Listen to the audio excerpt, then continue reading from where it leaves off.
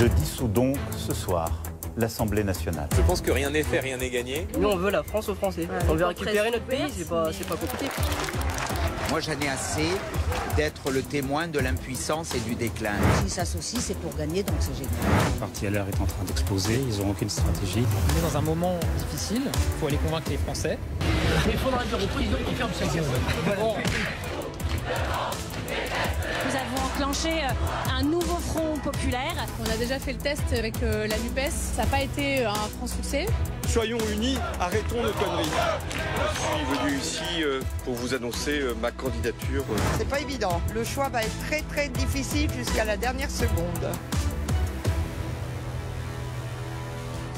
Bonsoir à tous, bienvenue sur BFM TV dans cette soirée exceptionnelle, cette nouvelle édition du Forum. Bonsoir Benjamin. Bonsoir Alice, bonsoir à tous. Il y a plus d'une semaine, le président de la République a décidé de dissoudre l'Assemblée nationale pour, dit-il, redonner la parole aux Français. Eh bien, nous le prenons au mot ce soir avec ce forum, ce nouveau forum BFM TV, dans lequel des Français venus de toute la France, de tous horizons politiques, vont pouvoir s'exprimer, dire ce qu'ils pensent, s'interpeller et poser des questions à trois responsables politiques. Oui, trois responsables politiques issus de ces trois blocs. Bonsoir Aurore Berger. Bonsoir. Vous avez la lourde tâche ce soir de représenter le camp présidentiel. Vous êtes ministre chargé de l'égalité entre les femmes et les hommes. Bonsoir Jean-Philippe Tanguy. Bonsoir, bonsoir à tous. Député de la Somme, député sortant du Rassemblement National, peut-être futur ministre d'un gouvernement dirigé par Jordan Bardella. Bon, les élections arrivent.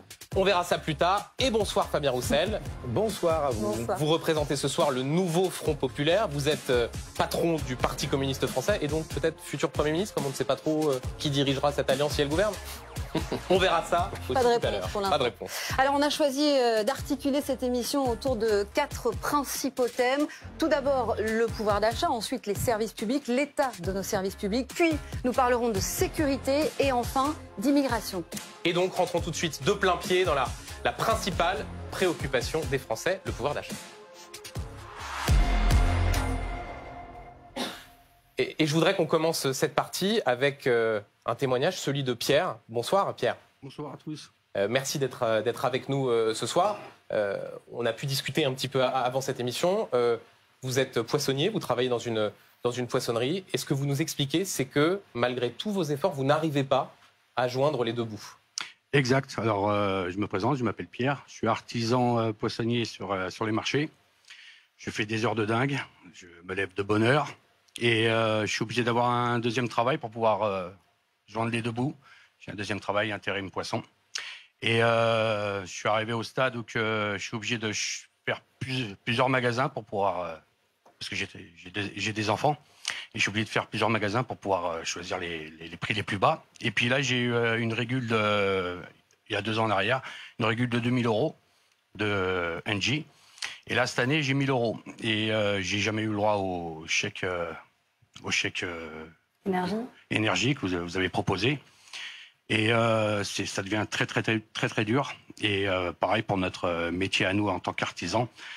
Nos patrons, ils ont du mal. Ça commence à avoir des difficultés, des PME qui ferment. Et on peut plus embaucher. Il y a trop de charges patronales.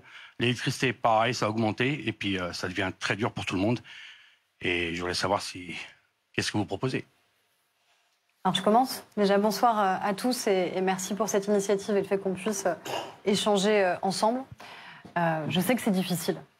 Je ne vais pas mentir, je sais qu'évidemment la situation elle est difficile pour beaucoup de gens aujourd'hui dans le pays, notamment pour des gens comme vous, petits patrons, qui bossaient.